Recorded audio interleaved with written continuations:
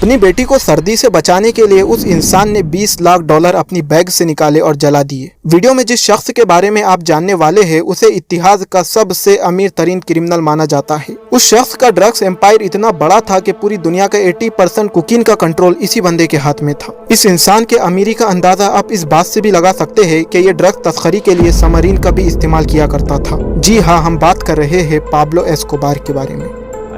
Son of Pablo Escobar.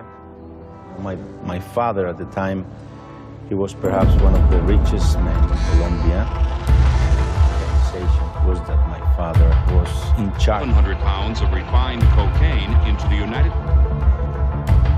जिसे आज cooking industry में गॉड फादर ऑफ कुकिंग और किंग ऑफ कुकिंग जैसे नामों से भी जाना जाता है। वो इंसान दुनिया का पहला और ऐसा ड्रग्स ट्रैकिकर था जिसे फोर्ब्स मैगजीन के द्वारा दुनिया के टॉप 10 रिच लोगों में शुमार किया गया है। आपको बता दें, उस इंसान की सिर्फ एक साल का प्रॉफिट मैकडोनल्ड के पूरे साल के सेल से भी ज्यादा था। 1992 में उसकी नेटवर्थ करीब $30 बिलियन बताई जाती है। अगर ये इंसान आज जिंदा होता तो उसका ये $30 बिलियन पूरे $58 बिलियन के बराबर होते। इस खतरनाक सप्लाई नेटवर्क को ये इंसान बार्मियंस के एक आइलैंड से चलाया करता था जो कि पूरी तरह इसी के कंट्रोल में था और यही था उसका हेडक्वार्टर। इस आइलैंड पर एक प्रोफेशनली एयरपोर्ट भी बना हुआ था जहां हवाई जहाज रिफ्यूलिंग के बहाने लैंड किया करते थे। उनमें से कुकीन को निकालकर छोटे जहाजों में शिफ्ट करके अमेरिका के लिए रवाना कर दिया जाता और ये काम दिन में 5 से 6 मरतबा डेली हुआ करता था। पूरे साल में पाब्लो 5,40,000 केजी कुकीन सिर्फ अमेरिका में बेचता था और उस वक्त 1 किलो कुकीन की कीमत अमेरिका में $70,000 हुआ करती थी। यानी कि पूरे साल में ये इंसान $378 मिलियन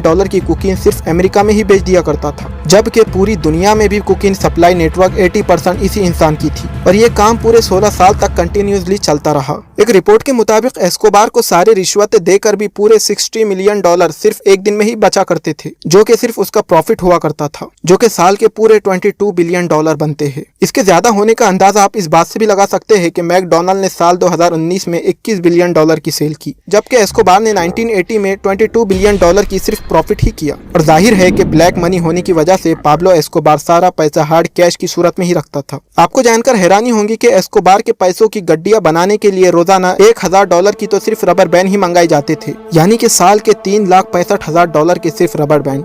इतना ज्यादा पैसा पाब्लो एस्कोबार इसी आइलैंड पर रखा करता था जो कि अंडरग्राउंड गोडाउन बनाया गया था। उसी में ड्रम्स में भर भर के इस पैसे को रखा जाता, जिसमें से ईयरली 10% पैसा तो चूहे खा लिया करते थे या फिर नमी की वजह से गल सड़ जाता। इतना सारा पैसा ये गिन नहीं सकता था, इसलिए इसको वजन करके गड्डियां बनाई जाती और स्टोर करके रख दिया जाता था। एक मर्तबा पाब्लो एस्कोबार ने पुलिस से बचने के लिए मेडेलिन के पहाड़ों पर अपने बच्चों समेत पनाह ली हुई थी। उस वक्त उसकी बेटी को सर्दी लग रही थी। पाब्लो के पास और कोई सूरत हाल नहीं थी जिससे वो उन्हें सर्दी से बचा सके। तभी पाब्लो ने पास में पड़े बैग से $2 मिलियन बैग से निकालकर अपनी बेटी के आगे आग लगा दी। ये बात पाब्लो के मरने के बाद उसके बेटे ने मीडिया इंटरव्यू में बताया। 1993 में पाब्लो एस्कोबार एक पुलिस इनकाउंटर में मारा गया, जो कि जाहिर है जैसा दुनिया में काम करोगे वैसे ही उसका नतीजा मिलेगा। पाब्लो की स्टोरी पूरी दुनिया में सबक देकर चली गई है। इंसान चाहे जितना भी पैसा कमा ले, आखिर में उसको खाली हाथ ही यहाँ से जाना है। वीडियो पसंद आने की सूरत में वीडियो को लाइक करके जाए और चैनल को सब्सक्राइब करना तो बिल्कुल भी ना भूले। मिलते हैं नेक्स्ट ऐसे ही इंफॉर्मेटिव वीडियो के साथ।